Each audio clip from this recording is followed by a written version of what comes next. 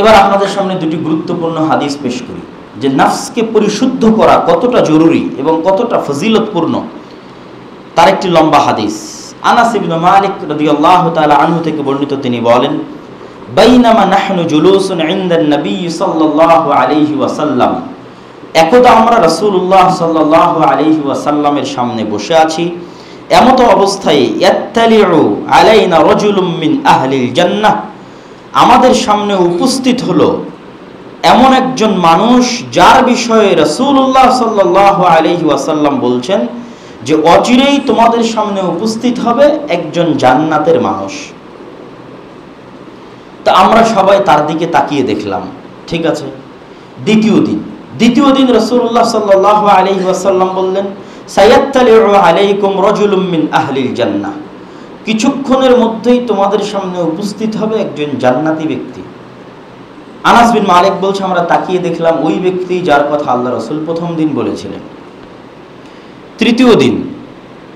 তৃতীয় দিন রাসূলুল্লাহ সাল্লাল্লাহু আলাইহি ওয়াসাল্লাম বললেন যে সায়াত্তালিউ আলাইকুম রাজুলুম মিন আহলিল জান্নাহ, কিছুক্ষণের মধ্যেই তোমাদের সামনে উপস্থিত হবে একজন জান্নাতের মানুষ। তো আমরা তাকিয়ে দেখলাম যে তৃতীয় দিনও সেই ব্যক্তি।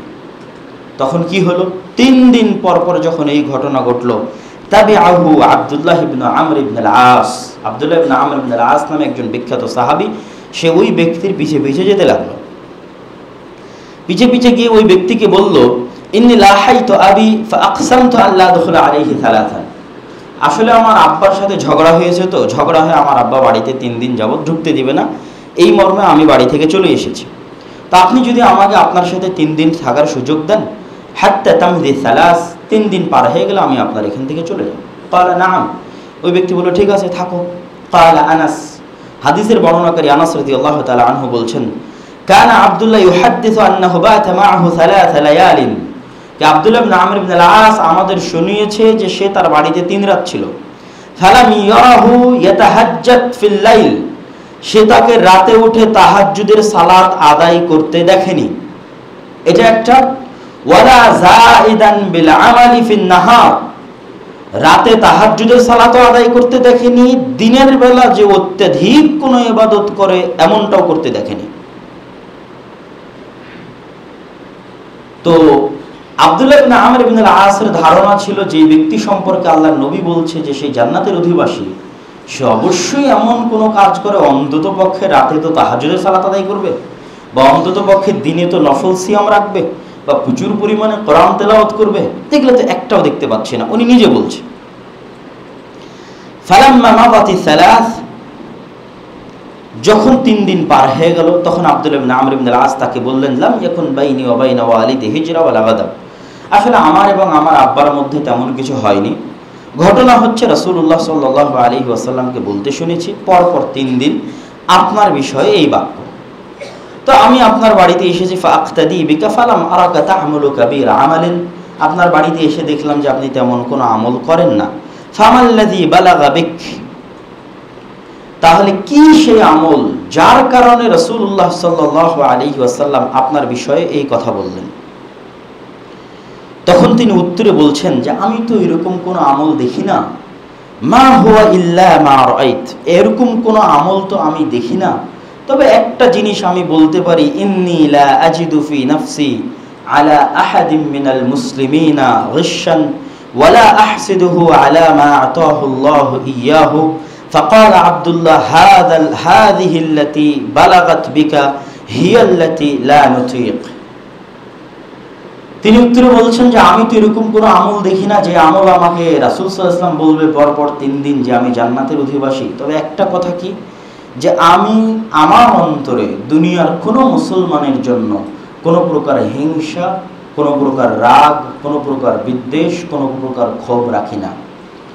সারা দিনে যদি কেউ আমার ক্ষতি করে, কেউ আমার বিরোধিতা করে, কেউ আমার বিরুদ্ধে লেখে, তাহলে ঘুমাতে যাওয়ার পূর্বে আমি সবাইকে আল্লাহর ওয়াস্তে ক্ষমা করে দিই। কোনোদিন আমি এমন অবস্থায় ঘুমাই না যে আমার অন্তরে দুনিয়ার কোনো মুসলমান, সে আমার জানের শত্রু, প্রাণের শত্রু, মানের শত্রু, তার উপর সরিষা সম পরিমাণ ক্ষোভ, রাগ অথবা হিংসা নিয়ে আমি ঘুমাচ্ছি। সারা পৃথিবীর সকল মুসলমানকে ক্ষমা করে দিয়ে সবার প্রতি ভালো ধারণা নিয়ে আমি ঘুমাতে যাই। তখন আব্দুল্লাহ ইবনে আমর ইবনে আস বলছেন, এটাই সেটা যেটার কারণে রাসূল সাল্লাল্লাহু আলাইহি ওয়াসাল্লাম আপনাকে বলছে যে আপনি হচ্ছেন জান্নাতের অধিবাসী। আল্লাহু আকবার।